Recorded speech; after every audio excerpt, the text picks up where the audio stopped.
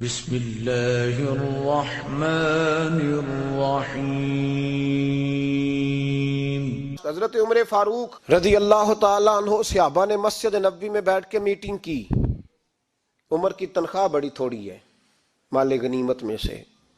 اب تو عمر کے پوتے بھی ہیں، نواسے بھی ہیں، رشتہ داریاں بھی ہیں، تعلق بڑھ گئے ہیں اور عمر فاروق بوڑھے بھی ہو گئے۔ میٹنگ ہوئی مسجد میں، اس طرح کریں کہ عمر کا کچھ تھوڑا سا نا مشاعرہ، کچھ تنخواہ، کچھ خدمت، کچھ وظیفہ بڑھا دیں۔ بات طے ہو گئی، جب مکمل ہو گئی تو کہنے لگے یہ بتاؤ شیر سے بات کس نے کرنی ہے؟ ادھر جائے گا کون؟ پہلے اس کا نام تو بتاؤ، وہاں جائے گا کون؟ تو انہوں نے کہا یہ تو ہم نے سوچا ہی نہیں، بات تو بڑی تگڑی ہے، عمر سے کون بات کرے گا؟ یہاں جتنا مرضی تگڑا پیر ہو، آپ نذرانہ لے کے جائیں، مسئلہ ہی کوئی نہیں، کبھی کسی کو کہنا پڑا ہے؟ تو کہتے ہیں جناب کون بات کرے گا؟ تو ایک صحابی کہنے لگے کہ حضرت عمر رضی اللہ تعالیٰ عنہ کی جو صاحبزادی ہیں نا، حضرت حفصہ رضی اللہ تعالیٰ عنہ، وہ ام المومنین بھی ہیں، حضور علیہ السلام کی زوجہ ہیں، مومنوں کی ماں ہیں، ان سے کہتے ہیں، اور ان کے والد بھی ہیں۔ تو حضرت حفصہ سے کہا تو جناب حفصہ چل کے گئیں حضرت عمر کے پاس، جا کے کہا ابا جی ایک بات کرنی تھی۔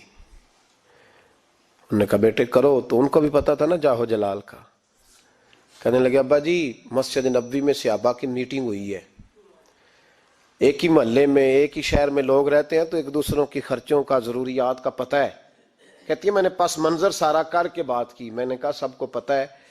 کہ آپ کے خرچے بڑے بڑھ گئے ہیں، تو مجھے نا انہوں نے حضور کی زوجہ سمجھ کے، قابل احترام سمجھ کے میری ذمہ لگایا ہے کہ تھوڑے سے پیسے آپ کے بڑھانے ہیں۔ تو حضرت عمر فاروق رضی اللہ تعالیٰ عنہ کی صاحبزادی کہتے ہیں عمر کو اتنا جلال آیا کہ اٹھ کے کھڑے ہو گئے، کہنے لگے حفصہ ان لوگوں کے نام بتا، میں انہیں دروں سے ماروں گا اور اس طرح ماروں گا کہ ان کی کمر پہ نشان پڑے، ان کی کمروں پہ نشان پڑے، اس انداز میں درے ماروں گا کہ مجھے زخم نظر آئے۔ کہا ابا جی اتنا جلال کس بات کا، سادی سی بات ہے۔ تو سیدنا عمر فاروق رو پڑے، کہنے لگے سادی سی بات ہے، میرے لیے مسجد نبوی میں بیٹھ کے میٹنگ ہوتی رہی کہ عمر کو دولت دینی ہے، لوگوں نے یہ مجھے سمجھ لیا ہے، مسجد نبوی میں بیٹھ کر میرے لیے یہ میٹنگ ہوتی رہی کہ عمر کو پیسے دینے ہیں، اس کو دولت کے ساتھ ہم نے نواز رہے، مسجد نبوی میں میرے لیے کس کو یہ جرت ہوئی؟ فرمائے حفصہ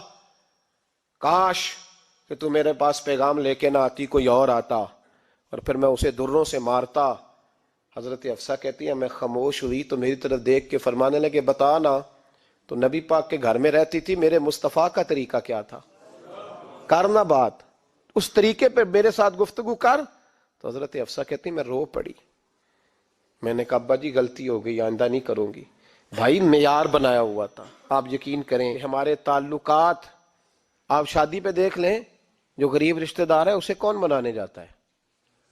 لیکن ساری برادری کٹھی اس کے دروازے پہ بیٹھی ہے، جس نے آنا ہے تو کچھ لے کے آنا ہے، ہر چیز دولت میں تلے گی، معیار ہی دولت بن گیا ہے، مقصود ہی دولت بن گیا ہے۔ اس پیسے نے، اس دنیا داری نے، دنیا دار پجاری زردے کتیاں دے گل ٹلی ہو، اتنا سخت رویہ لوگوں نے اپنا لیا، رشتوں کا تقدس نہیں رہا۔ ایک مجلس میں نے ایسا رنگ بھی دیکھا، ایک ایسا شخص جسے میں ذاتی طور پہ جانتا ہوں کہ عالم بھی ہے، پرہیزگار بھی ہے، نیک بھی ہے، وہ بھی بیٹھا تھا اور اس کے ساتھ ایک سیٹھ بھی بیٹھا تھا، لیکن جو لوگوں کا عقیدت کا رشتہ اس درویش کے ساتھ ہونا چاہیے تھا وہ سیٹھ کے ساتھ تھا۔ تو میں غور کر رہا تھا کہ یار قوم کا ذہن کس طرح کا ہو گیا، صرف اس کے ہاتھ میں پیسے، صرف دولت مند ہے، اس آدمی کی درویشی بھی گئی، علم بھی گیا، تقوی بھی گیا، صرف پیسے ہیں نہیں ہے اس کے پاس، تو وہ کونے میں لگا ہوا ہے اور اس سے لوگ بچ بچ کے سلام۔ اور میں کہا کرتا ہوں عقیدت کا پتہ چلتا ہی تب ہے جب اجتماع ہوتا ہے، اکیلے درویش بیٹھے ہیں تو سب جھک کے سلام لیتے ہیں، اور جب وہ 2 MNA کے بیچ، 3 MPA کے بیچ، 5-7 سیٹھوں کے بیچ بیٹھے گا پھر تیری عقیدت کا پتہ چلے گا، پھر پتہ چلے گا تیرا اللہ کے بندے سے رشتہ کس طرح کا ہے اور دولت کے بندے کے ساتھ رشتہ کس طرح کا۔ ہمارے رویوں کے اندر یہ فرق ہے کہ ہم اس وقت آدمی کو تولتے ہیں کہ اس کے پاس دولت کس طرح کی ہے،